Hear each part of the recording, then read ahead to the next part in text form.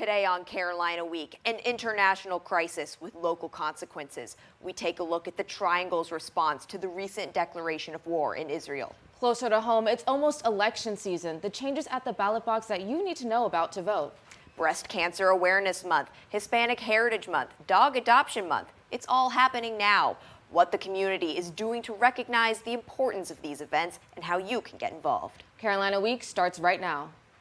From the UNC Hussman School of Journalism and Media, connecting Carolina's campus and community, this is Carolina Week. Hello and welcome to Carolina Week. I'm Kelly Kendall. And I'm Lauren Lovett. Let's jump right in with some international news that is having an impact here. Here in the Triangle, we saw demonstrations after Israel declared war. After Israel declared war on Palestine, many took to the streets to protest. Others found refuge in their communities. The devastating attack took a huge toll on local Jewish communities as well as pro-Palestinian groups. Our purpose tonight was we wanted to have a space where we could stand in solidarity with Israel, where people could be with community, where we could pray together. Some close to home are feeling the effects as well. In Durham, Jewish community members came together to support one another. Tar Heels also gathered to comfort one another while pro-Palestinian groups held their own demonstrations. Carolina Week reached out to a comment from UNC's Students for Justice in Palestine, but they have not responded. We now turn to a story that has some reporting and a diagram that may be upsetting to some viewers. However, we feel the information we are about to present is important for understanding the story. Following up on our reporting about the shooting on campus back on August 28th, we now have the autopsy report of the murdered professor. Reporter Stephen Schlink is here to explain why what the report contains is important. Stephen? Yes, we wanted to make clear we will not be showing the actual autopsy documents or the photographs, but rather a diagram we made with information from the autopsy report. That 10-page report, which I have in my hand, was published by the North Carolina Medical Examiner's Office on Friday afternoon. According to the autopsy, Professor Yon was shot 7 times. As you can see in this diagram behind me, he was shot twice in the head, once in the chest, once in the abdomen, twice in the arm, and once in the hand. Now, this is important because 2 of those wounds show soot residue. This indicates those shots were fired at a very close range. In addition to the autopsy, a routine toxicology report showed no evidence of any alcohol or drugs in Professor Yon's system. We've also learned from reporting in the Raleigh News and Observer that an audit was conducted on UNC's active shooter preparedness in 2020. According to the News and Observer, that audit recommended the following: that UNC make active shooter training mandatory for all faculty and staff, as well as making training mandatory for all new hires as part of the ongoing onboarding process. The university told the NNO it would either implement or review all recommendations by the end of the 2020 calendar year, but as of today, that training is not mandatory.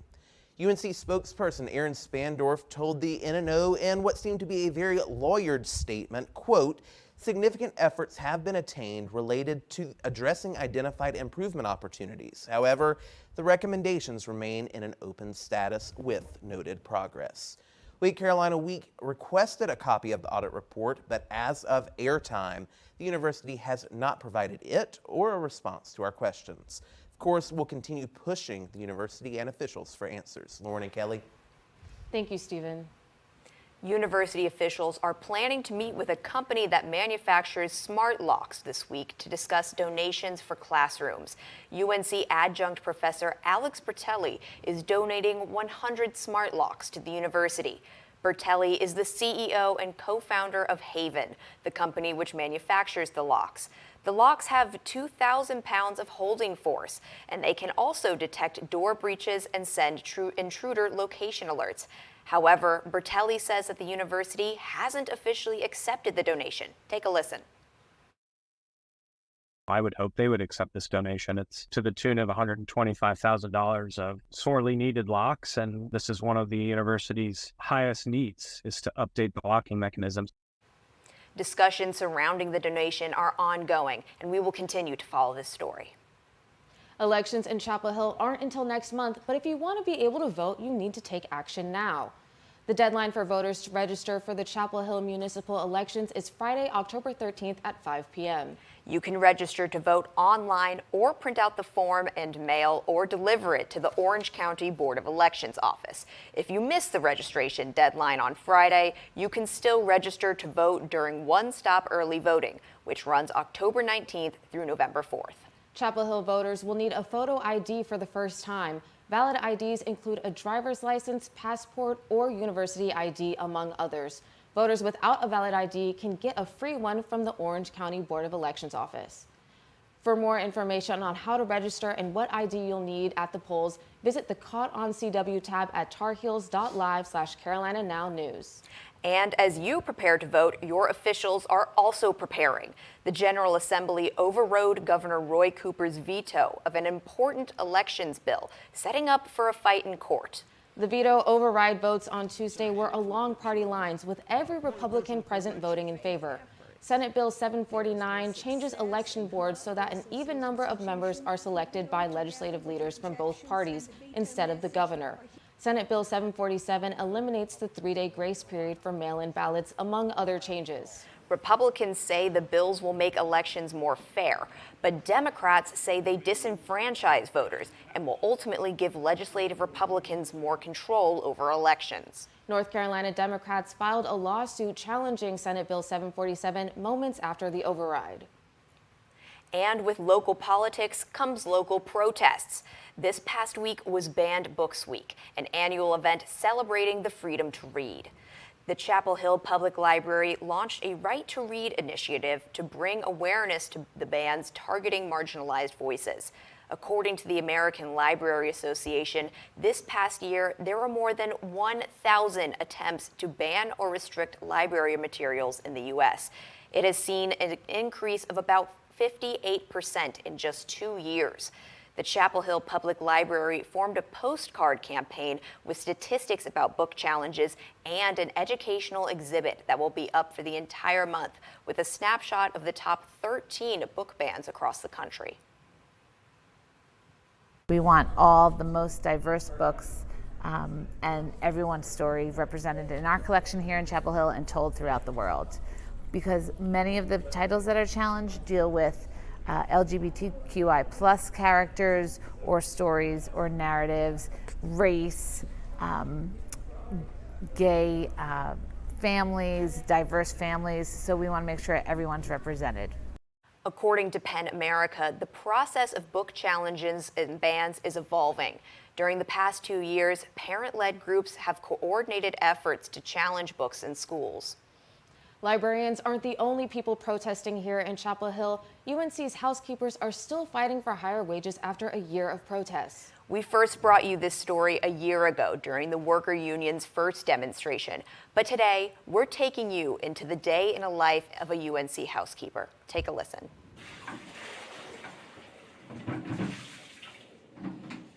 It's 6 a.m. in Stacy Residence Hall. While most of the campus sleeps, Robin Lee has just started work. Lee has been a housekeeper at UNC for 4 years, and over that time, she's become affectionately known by students as Miss Robin, and she has a nickname for them too. My grandbabies. And how did that come about? All of them look like my grandbabies. Though Lee loves interacting with students, there's a side to the job she doesn't love: the pay. She and other housekeepers held rallies over the past year demanding UNC and the state legislature to raise their wages to $20 an hour and give them free parking on campus. Housekeepers are paid $16.81 per hour, which includes the 90-cent raise housekeepers got last year. According to Lee, the raise still isn't enough. I felt like you'd give me 90 cents. That made me feel less than a person. But that's not all that's pushed her to fight. Remember how Lee starts her day in Stacy Residence Hall? It's not her regular building. Now, I done picked up another extra building, because we're short of help. And like I said, I come in an hour early. After working 14 hours every day, she only gets 5 or 6 hours of sleep each night. I'm getting older, you know, and my body can't take all this work. Despite it all, she continues to lead the fight for higher wages. It comes from my mom. You know, I told you we never had brothers coming up. Yeah. And my mom was the type of person, if you hit one, y'all better go out there and fight. 10 hours later, it's time for Lee to head to her second job as a housekeeper at Aloft Hotel in Chapel Hill. I asked her what 3 words come to mind when she thinks about her situation, but she only needed one. Retirement. Yeah. That's it. That's it. You know, and I look at it, I mean, it's hard to say. You know, Lauren, Lee told me that she is receiving the Rebecca Clark Staff Award for Moral Courage tomorrow during University Day. And how does she feel about that? Well, she's pretty proud of it, but she assured me that she's going to keep fighting. And we wouldn't be a student-led broadcast if we didn't talk about the student-led activism on campus. The Students for Asian American Studies use one of its strongest assets to bring the academic dialogue to the UNC Asian American student population, their voice. The UNC College of Arts and Sciences will hire 3 faculty members focused on the area of Asian American Studies in the spring. This decision was made after a student-made petition was created in February by Students for Asian American Studies at UNC, otherwise known as SAS. Joanna Yet, an executive member of SAS, said they are a group of students advocating for an Asian American Studies program at UNC. For the petition itself, we had 3 main goals. The first one was to advocate for a cluster hire at UNC for Asian American Studies. So that means to hire 4 to 6 professors, tenure-track faculty to teach Asian American Studies. The Asian Americanist hires will start during the 2024-25 academic year and work across several different departments of the university. One professor will be hired to work in the history department and specialize in Asian American history. Another professor will be assigned the American Studies department and specialize in pop culture. The final professor will be a part of the English department and specialize in South Asian diasporic literature. Yes said their top goal is to have an Asian American Studies major and minor. And she said it's a promising next step once Asian Americanists are hired here. And September 15th to October 15th marks Hispanic Heritage Month.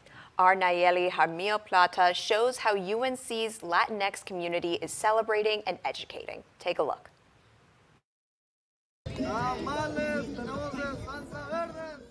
Tamales. These here are corn dough filled with chicken and wrapped in corn husk. It's a Mexican staple cuisine, and its aroma fills the pit on this day as part of Hispanic Heritage Month.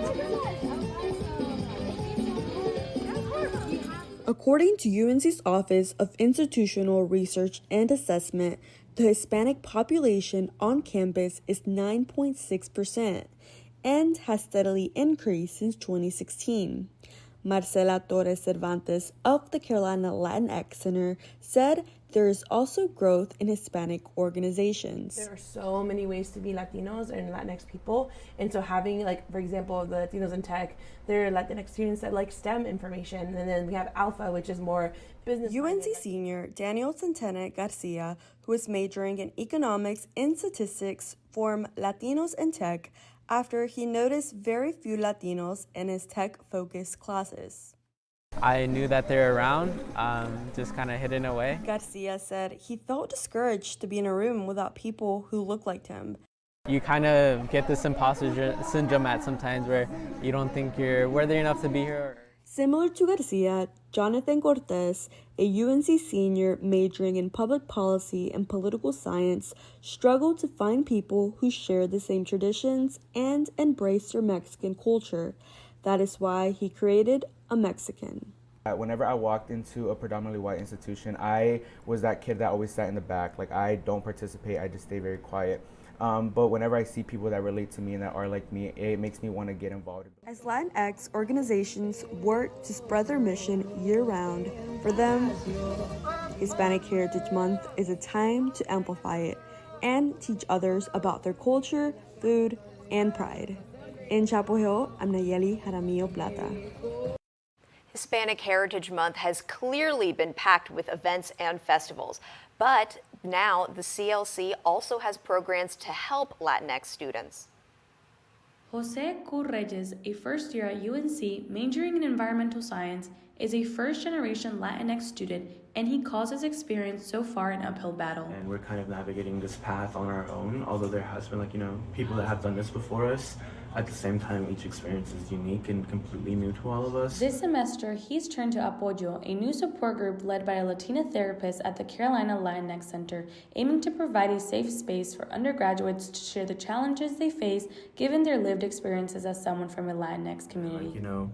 As a man too, you also have to sort of navigate the men don't cry, and men aren't emotional, because it's just part of our community. According to the National Alliance of Mental Health, 35.1% of Hispanic Latinx adults with mental illness receive treatment each year, compared to the U.S. average of 46.2%. This is due to many unique barriers to care. There was a void. There was nobody within CAPS that they felt that they identified as Latino. Leaders of the program say it was created because students said that they needed a greater sense of community where they can talk about unique issues they face as Latino students. I understand and see the need that there needs to be people that look like them and understand their struggles to be able to support them. Reyes said programs like Apoyo are breaking mental health stigma in his community, and he feels motivated by seeing a Latinx professional. I think a big attitude that carries in our community is the Si Se Puede attitude. And so kind of seeing that from a perspective of a professional and being able to kind of sit down and talk with them about our struggles and our identity and how it feels navigating that at a PWI, it's definitely a big opportunity for us. I am Samantha Morales reporting. And it's not just Hispanic Heritage Month, but also Breast Cancer Awareness Month. And Dog Adoption Month. We'll tell you how your community is raising awareness for these important causes after the break. Even though we didn't grow up together, he's my favorite brother. Hey, sis. I'm the baby of the family, and he's the gentle giant. What you know about Port Georgia? Man, please, that's a classic. You know when they say people are a rare breed? Yeah, he's that. I'm sorry, I'll be back in a few hours. Don't worry, Shag, you know I'm for you. I know. Go get the football. That was my favorite memory. He was always for ya. This is a true story of me, Bridget Floyd, and this guy, George Perry Floyd Jr., my big brother.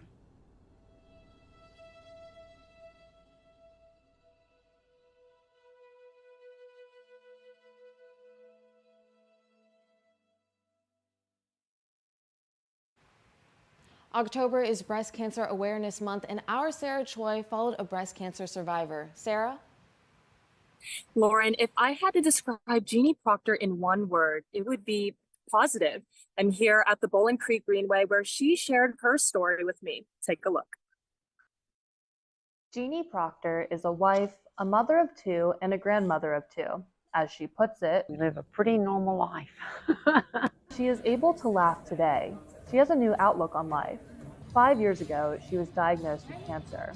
Her mammogram detected it.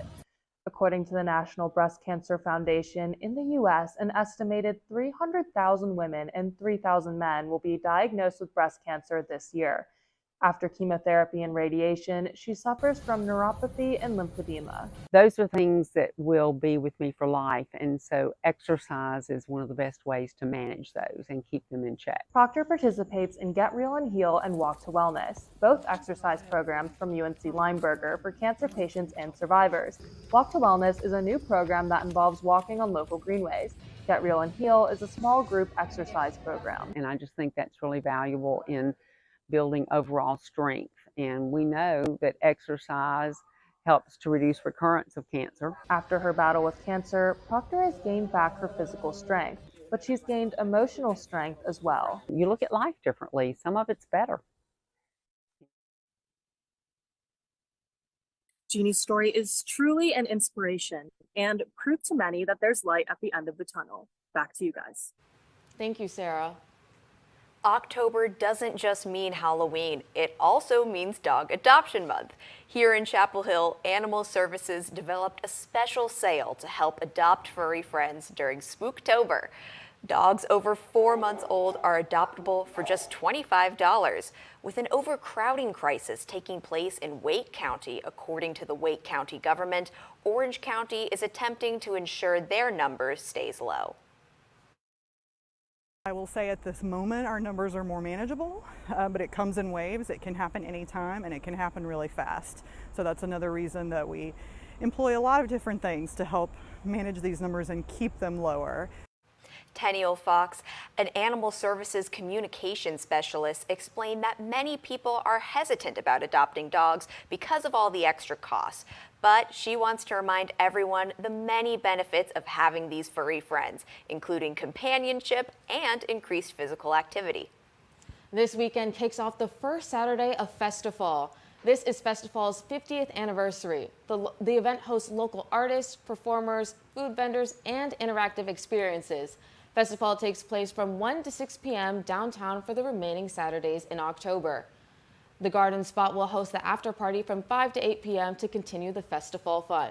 That sounds like the perfect way to enjoy all of this fall weather. I'm really hoping it's sticking around, so to make sure, let's turn to CW meteorologist Megan Giller for more.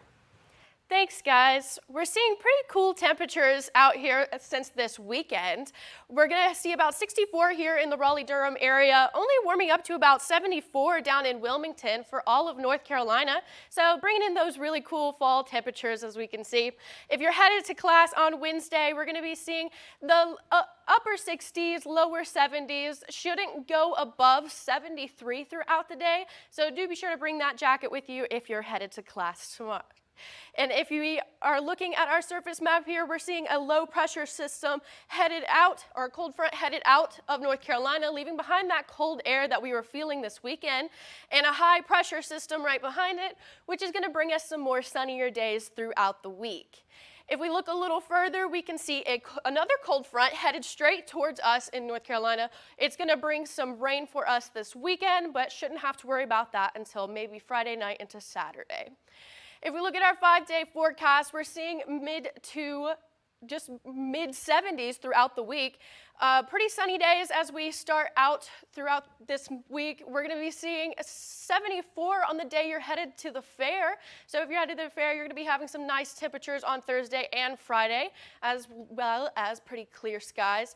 If we look into Saturday, I would be sure to bring that rain jacket with you. We're going to be seeing some rain, about 50% chance on that day. But that's all I have. Stay tuned after the break for sports.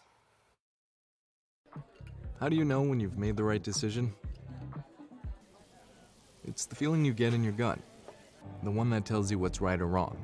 It's the one that says, sure, I can have a drink, or the feeling that says, okay, I've been drinking, now what? It's the voice inside you that says, I'm buzzed, better leave the car when it's time to go. Plan ahead. Catch a sober ride. Buzz driving is drunk driving. Today, we face an unprecedented crisis. Tens of millions of refugees have been forced from their homes. But you can make a difference. Turn disruption and despair to hope and opportunity. Even small amounts make a big difference. Provide shelter, support, or jobs in your community. The more we understand, the greater sense of belonging we create. Act now. Visit supportcrisisrelief.org. Welcome back to Carolina Week. UNC football had an exciting game on Saturday. Let's turn to Sports Extra anchor Caroline Daly for news about recognition for 2 stars. Caroline? After a dominant performance against Syracuse on Saturday, Drake May is the ACC Player of the Week and is now eligible for the Davey O'Brien National Quarterback of the Year award. May accounted for 497 total yards and 4 touchdowns on the day, utilizing both his legs and his arm to break down Syracuse's stout defense. The star QB utilized his throwing talent to spread the ball around to several different receivers.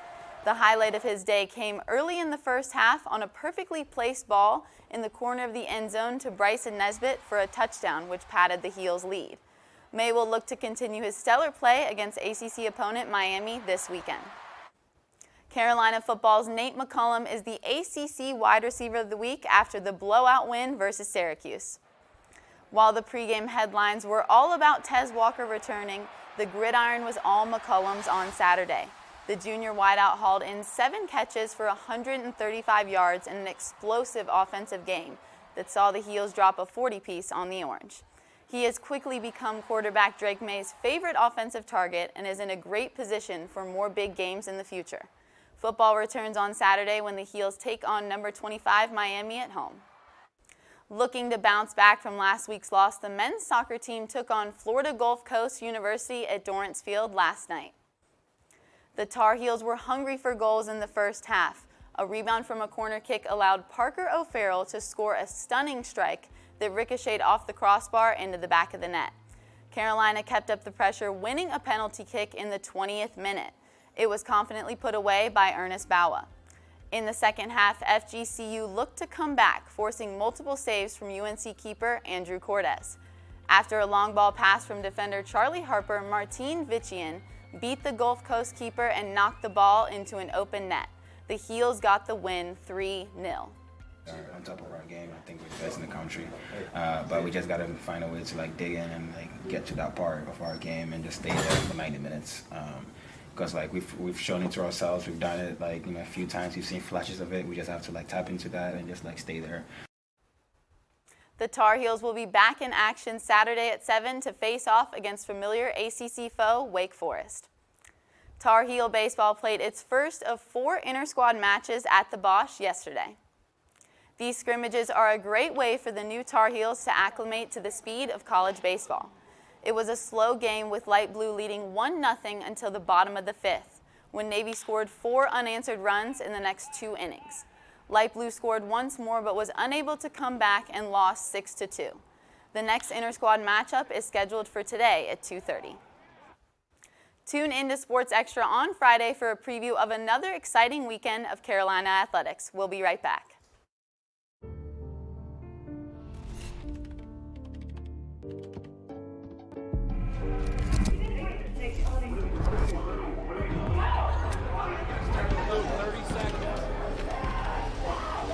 I'm an ex-drug dealer, and I'll be your sub today. Can you see anything different as a pill? No. You don't know? Fentanyl is being mixed into everything now. There's only one thing that will save somebody's life. That is naloxone nasal spray. Fentanyl, it's cheap, it's potent, and it's profitable. Why would drug dealers put a lethal dose of fentanyl in drugs if they know it's so harmful? Really just all about the money. I just didn't realize that one pill could change your whole life. More kids should know.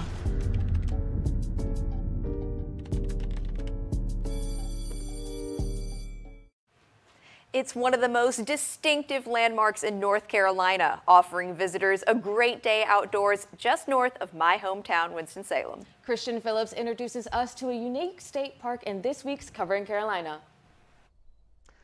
It's a state park located less than 2 hours from Chapel Hill, 30 minutes outside of Winston-Salem, and only a few miles away from Andy Griffith's childhood home in Mount Airy, North Carolina. This is Pilot Mountain State Park. Service will smile. You want folks to smile at you, talk about Pilot. They love you over there. Pilot Mountain State Park was established in 1968 after the state of North Carolina purchased the land to protect it from becoming developed. Since then, the mountain has become a popular tourist attraction, offering all kinds of activities. What makes it especially unique is the mountain's exposed dome, caused by millions of years of erosion. Yeah, Pilot Mountain has a little bit for everybody. It's kind of known as a hiker's park. There are plenty of miles of trails throughout the park, though for those not interested in hiking, there are options. We have a 42-site campground as well in the park, and what a lot of people don't know is we also have a river access on the south side of the park. And for people who are fans of hiking, beautiful, absolutely beautiful. We did 3 miles total from bottom up. Pilot Mountain is... We're so sorry. We're having some technical difficulties, but Pilot Mountain sure is fun. I personally